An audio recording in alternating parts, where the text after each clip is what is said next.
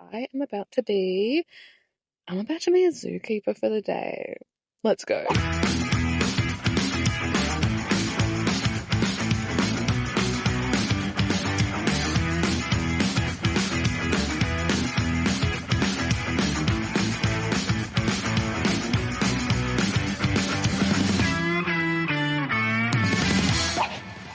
The iconic Aussie experience. Kangaroos hopping around, feeding wallabies via hand. So cute. And then there's me, ankle deep in literal shit, rake in hand and picking up leaves and sticks. I'm not gonna lie, this did remind me of my very first internship. I feel gypped. Instead of getting copies for everybody, I'm out here picking up all the animal droppings. They've gotten me on the grounds doing a little bit of ground maintenance, getting that kangaroo poop from everything that we've just fed.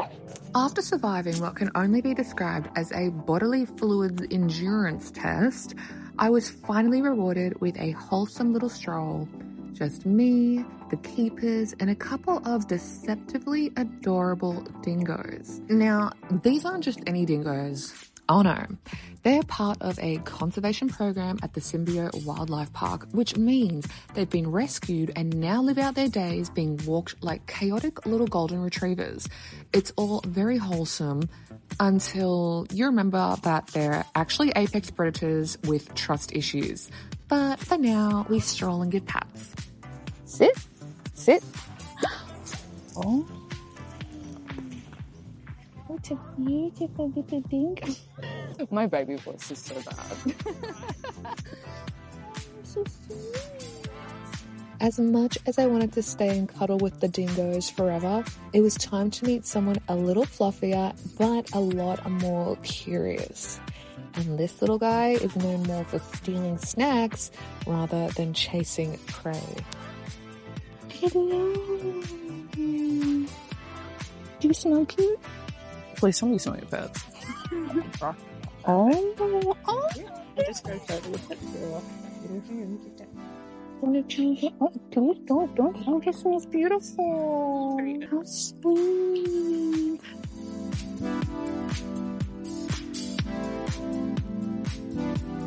One minute, I'm delicately feeding a red panda like a princess in a Studio Ghibli film. And the next, I'm being mugged in broad daylight by meerkats. And honestly, these guys were my favorite. It was actually the highlight of my day.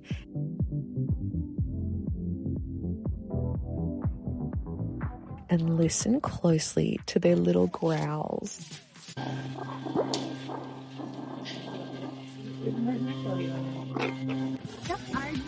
So much food for you all.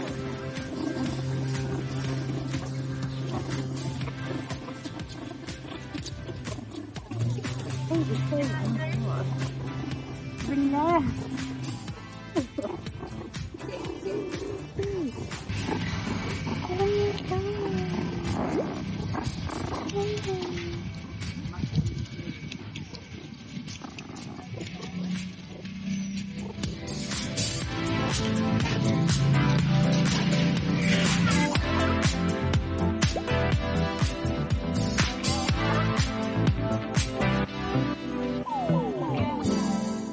Being a zookeeper isn't just about feeding the animals, it's about real conservation work too.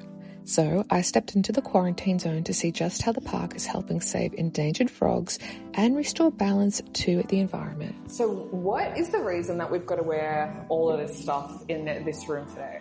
So with the frog aspect of all of our conservation, we're mainly fighting chytrid fungus. So we do always wear our coats and our foot protection when we do come into these buildings. These traditionally are used as our treatment. So when we do go ahead and treat them, you can either do a heat treatment or you can go for a chemical treatment as well. So my lovely co-worker, yes, you heard correctly, co-worker, because remember I was a zookeeper for one day, so he was my co-worker. He was great. He had so much information and he was actually explaining to me the treatment process. So you've got the tubs on the top and the tubs on the bottom and they're being treated for the kitchen virus. Eventually the frogs will clear a health test and will slowly be reintroduced back into an ecosystem that is suitable for them, usually local national parks around the area or even the zoo itself. There's obviously quite a bit of work and care and education and passion that goes into this, and not to get cheesy, but I do think it's pretty heartwarming to see the efforts that we go to as humans to just try to keep other species alive. So yeah, I guess when you feel like all hope is lost, it really isn't, because look at this. We're trying to keep the frogs alive. We don't want them to become extinct.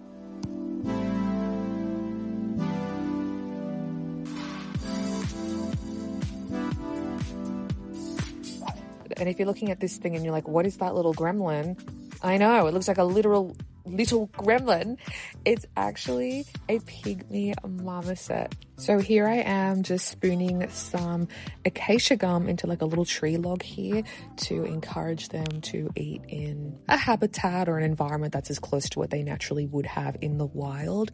And look at this little pygmy marmoset gremlin looking thing.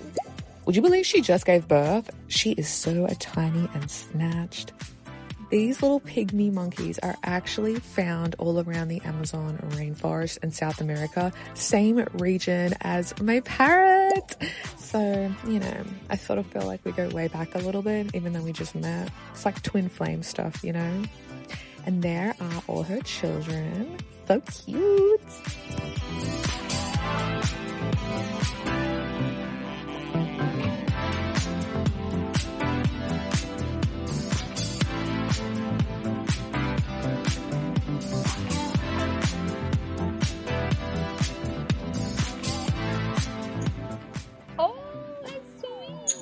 Oh my god, they literally are like birds.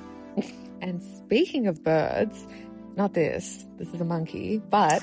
And you guys know how much I love birds. I've just entered into one of the bird aviaries in the wildlife park, one of my favorites. So let's have a look at what feathered friends there are to see.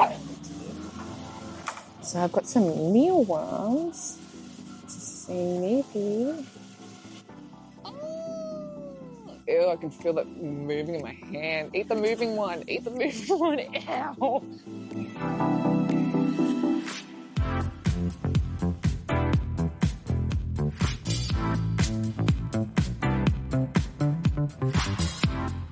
So beautiful. Oh, I love you. I don't think you guys understand just how much I love sulfur-crested cockatoos. I yearn for one in the way that some people yearn for a baby.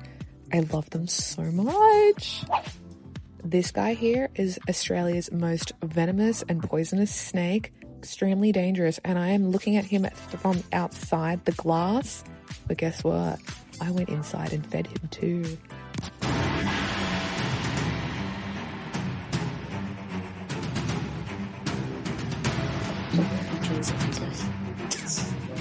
Okay.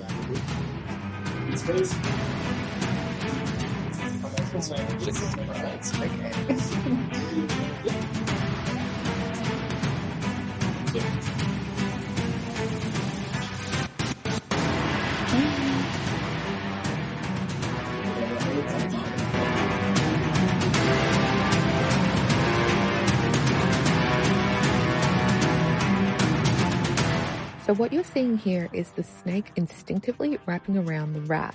Don't worry, it's already dead and frozen. Of course, the snake doesn't know that. This is just how they're fed at the zoo. The snake is using its natural instincts to suffocate the prey before eventually eating it. And over here, I have a Burmese python, which is kind of heavy and making me a little bit nervous. These guys are apparently from Southeast Asia. Should I be nervous? Okay. And apparently she's very friendly. She's one of the largest species of python in the world, and I believe that they're in the top 3. This girl weighs around 6 kilos, but did you know that they can go up to about 80? So crazy. She's trying to kill me. Not yet, but you know what she does. Baby. This is one of those American alligators that is the baby version of those crazy big ones that I've seen in the movies, I believe in the Everglades in Florida. And I don't know, I don't think he looks too angry. He looks really cute. He's so soft. I just want to kiss him. I won't do that. No. Now that my anxiety and my heart rate was a little bit high, we decided to take a little bit of a more leisurely activity in the day on and just hang out with some of the tortoises. So what we do as zookeepers is we just take them out, let them sit on the grass. If there's clovers around, they love to eat the clovers. They're great for natural weed control. And we just sit and chill with them, and it's actually a very sweet time to be had.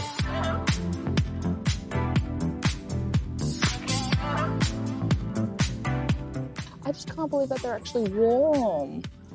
Oh, they're so cute.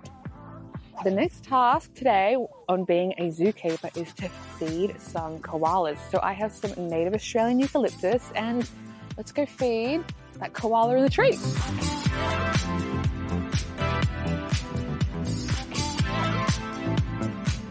I think she looks hungry. Here we go.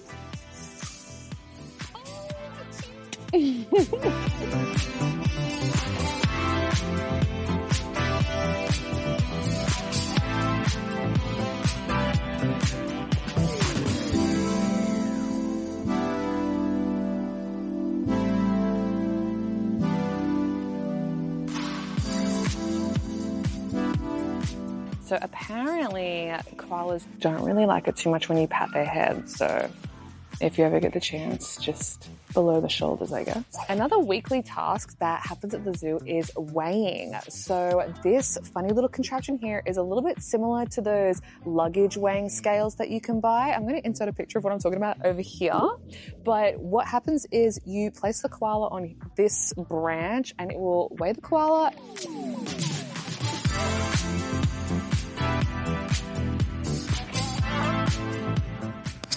And she is about 6.5 kilos. See you, Mom. A beautiful, healthy koala. Now, have you guys ever seen an albino echidna? I was waiting all day for this little guy to come out, and here he finally is.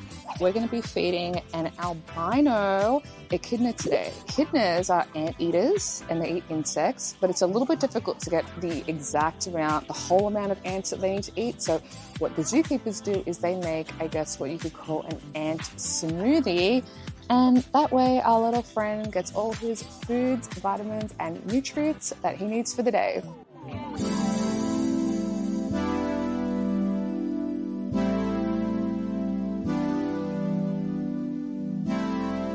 And so if you're watching this video and you think that you want to be a zookeeper as well, just know that at the end of the day, you're going to have to do a little bit of poop scooping. But hey, it's all part of the job and it's all in a day's work, right? Thank you guys so much for watching and hope you enjoyed today's video on me being a zookeeper. As always, I'll see you guys in my next video. Bye.